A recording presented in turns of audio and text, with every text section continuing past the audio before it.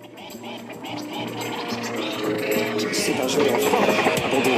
Sur quel projet travaillez-vous en ce moment? Bien, sur un programme que j'ai appelé... C'est un jeu d'enfant. C'est un jeu d'enfant. C'est un jeu d'enfant.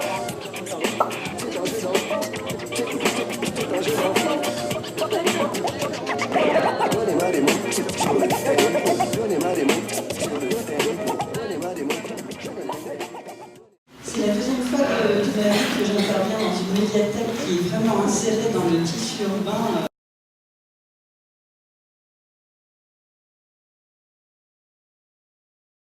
Souvent, la narratrice, qui est souvent jeune, elle se retrouve devant ce mot un petit peu comme une expression que j'aime bien en français, c'est comme une poule devant un couteau.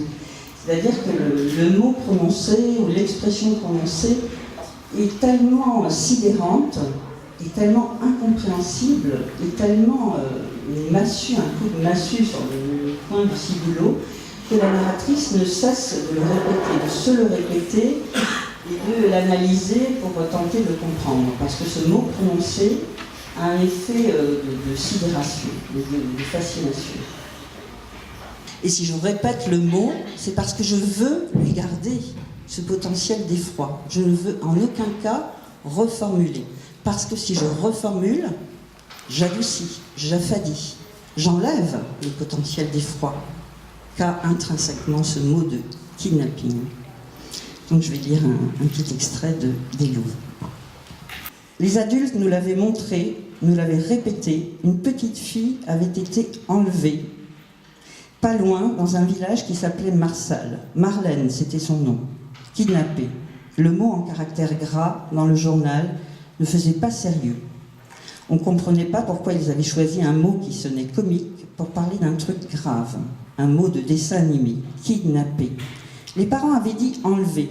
On préférait. Ça faisait quelques jours qu'ils diffusaient la photo de Marlène en première page.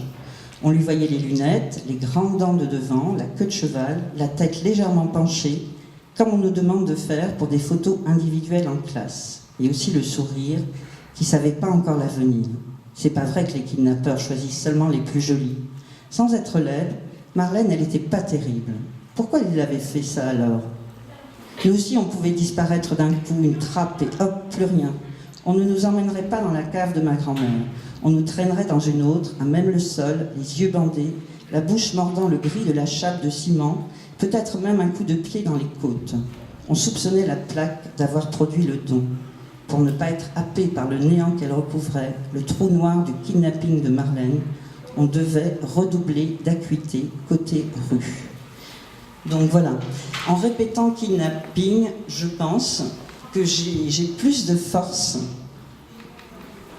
à garder ce mot et à le répéter sans cesse qu'à le reformuler. Enlever, c'est moins fort.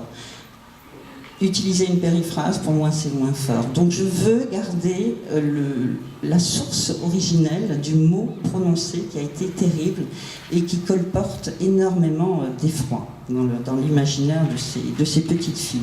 Bien qu'il y ait un écart entre ce mot apparemment sympathique dans ses sonorités et le référent qui est d'une férocité, d'une charge d'inquiétude absolument terrible.